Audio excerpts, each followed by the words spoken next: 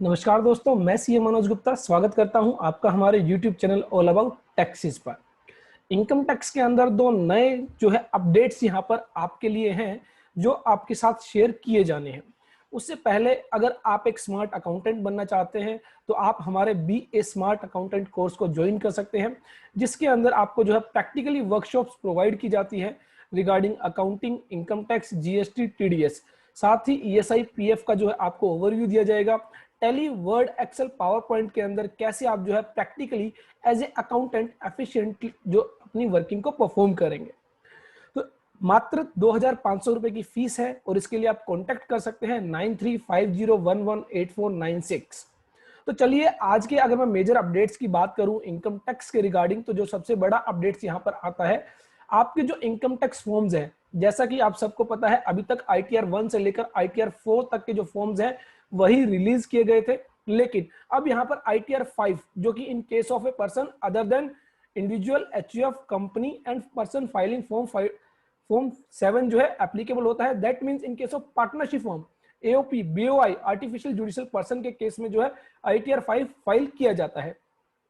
अभी सिर्फ Excel utility provide की गई है, जावा यूटिलिटी अभी के लिए पेंडिंग है, तो जल्द ही जावा यूटिलिटी भी आपको प्रोवाइड कर दी जाएगी। उसके साथ ही आईटीआर 3 जो कि in case of business and profession, जहां पर आप books of accounts regularly maintain करते हैं, वहां पर आप आईटीआर 3 फाइल करते हैं। तो यहां पर जो है अब एक्सेल एज वेल एज जावा यूटिलिटी दोनों ही प्रोवाइड कर दी गई है इन केस ऑफ आईटीआर 3। अभी तक के लिए सिर्फ एक्सेल यूटिलिटी आपको दी गई थी, अभी यहां पर जावा यूटिलिटी भी अपडेट कर दी गई है, तो अब आप जो है अपनी आईटीआर 3 भी फाइल कर सकते हैं। उसके बाद जो एक और अपडेट यहां पर आता है, बेसिकली एक सेक्शन है जो सेक्शन है 269 SU, जिसको कि बेसिकली इंप्लीमेंट किया गया था और जिसमें कहा गया था जिस भी व्यक्ति की टर्नओवर 50 करोड़ रुपए से ज्यादा है, तो ऐसे में डिजिटल ट्रांजैक्शंस को बढ़ावा देने के लिए वो जो पर्सन है जिनकी टर्नओवर 50 करोड़ से ज्यादा है during the immediate preceding financial year, तो ऐसे में जो है पेमेंट्स एक्सेप्ट करने के लिए उनको जो है प्रिस्क्राइब्ड इलेक्ट्रॉनिक मोड्स जो है प्रोवाइड किए जाने थे। तो ऐसे में यहां पर जो है Bhim UPI, debit card powered by RuPay और जो है क्विक रिस्पांस कोड यूपीआई, तो ये जो है बेसिकली इलेक्ट्रॉनिक मोड्स प्रोवाइड किए जाने थे। और इसके रिगार्डिंग कहा गया था कि जब ये जो है पर्सन किसी भी बैंक्स के जरिए ये फैसिलिटीज जो है ऑप्ट करते हैं और अपने कस्टमर्स को प्रोवाइड करते हैं, तो ऐसे में बैंक के द्वारा कोई भी चार्जेस जो है डिडक्ट नहीं किए जाएंगे रिगार्डिंग दीज ट्रांजेक्शंस। हालांकि कुछ बैंक्स के द्वारा फिर भी ट्रांजेक्शन जो है चार्ज किए गए, और ऐसे में यहां पर यह जो प्रेस रिलीज इशू की गई जिसके जरिए कहा गया कि अगर कोई भी बैंक अगर सेक्शन 269 SU के लिए जो मोड्स प्रिस्क्राइब किए गए हैं और कोई भी व्यक्ति सेक्शन 269 SU के तहत जो इलेक्ट्रॉनिक मोड्स को प्रोवाइड करने के लिए बैंक की फैसिलिटी यूज करता है, तो ऐसे में अगर कोई भी बैंक जो है चार्जेस जो अगर उनसे चार्ज करता है, तो ऐसे में वो ब्रीच ऑफ लॉ माना जाएगा और ऐसे में उसके रिगार्डिंग जो है एक्शन लिए जाएंगे। तो ये बेसिकली यहां पर बताया गया है imposition of charge on the prescribed electronic modes under section 269 SU of the income tax act in the furtherance of the declared policy objective of the government to increase digital transactions and move towards a less cash economy. The Finance Act number 2 2019 inserted a new provision, namely section 269 SU. तो ये एक नया section लाया गया था जिसमें कहा गया था every person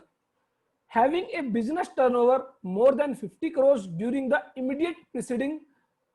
previous year shall mandatorily provides facilities for accepting payments through prescribed electronic modes. तो बेसिकली क्या था, जिनकी भी टर्नओवर 50 करोड़ रुपए से ज्यादा थी during the immediate preceding previous year, उन व्यक्तियों को जो है इलेक्ट्रॉनिक मोड्स के जरिए ही जो है पेमेंट एक्सेप्ट करने के लिए फैसिलिटी देनी थी अपने कस्टमर्स को।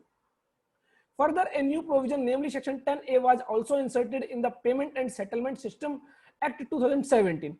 2007। तो बेसिकली क्या है, एक सेक्शन 10A को भी यहां पर इंसर्ट किया गया था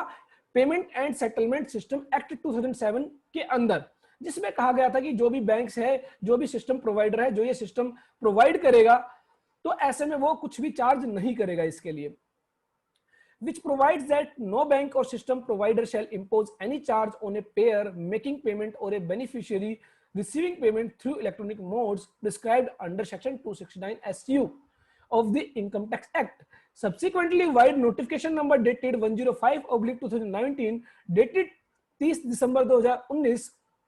debit card powered by RuPay, unified payment interface that is UPI, Bhim UPI and unified payment interface quick response code that is UPI QR code, Bheem UPI QR code were notified as prescribed electronic modes under section 269 SU of the income tax act। तो ये basically 3 तरह के electronic modes बताए गए थे और कोई भी जो व्यक्ति है अगर किसी बैंक या किसी सिस्टम प्रोवाइडर से इनके रिगार्डिंग जो है पेमेंट रिसीव करता है, पेमेंट करता है, तो ऐसे में ना तो जो रेसिपेंट है उससे कोई चार्ज लिया जाएगा, ना ही जो है पेमेंट करने वाला है उससे कोई चार्ज लिया जाएगा। A circular number 32/2019 dated 30 December 2019 was issued by the board to clarify that based on section 10 of the PCS Act,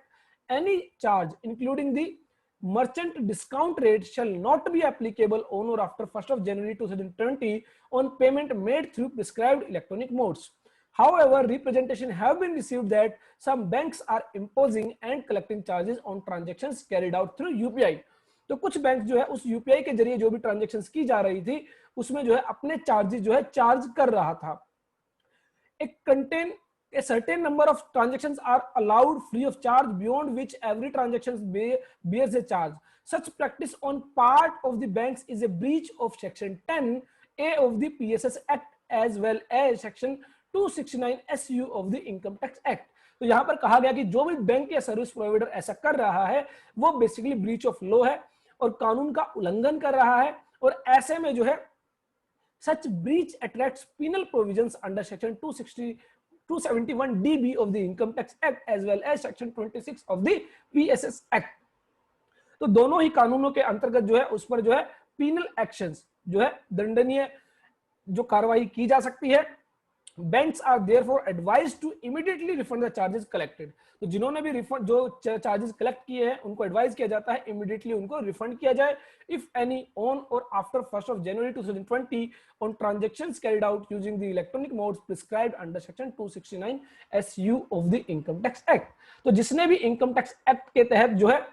269 SU का उल्लंघन किया है वो इमीडिएटली रिफंड करे और ऐसे में जो भी 1 जनवरी 2020 के बाद जो भी ट्रांजैक्शंस की गई है उन पर कोई भी चार्जेस इंपोज नहीं किया जाएगा by the banks by the system provider and not to impose charges on any future transactions carried out through the said prescribed mode। और फ्यूचर में भी कोई चार्जेस कलेक्ट ना किए जाए। तो ये जो है 2 मेजर अपडेट्स है इनकम टैक्स के लिए। आई होप आपके लिए यूजफुल होंगे। देखते रहिए, लाइक करते रहिए, शेयर करते रहिए हमारे YouTube channel all about taxes को।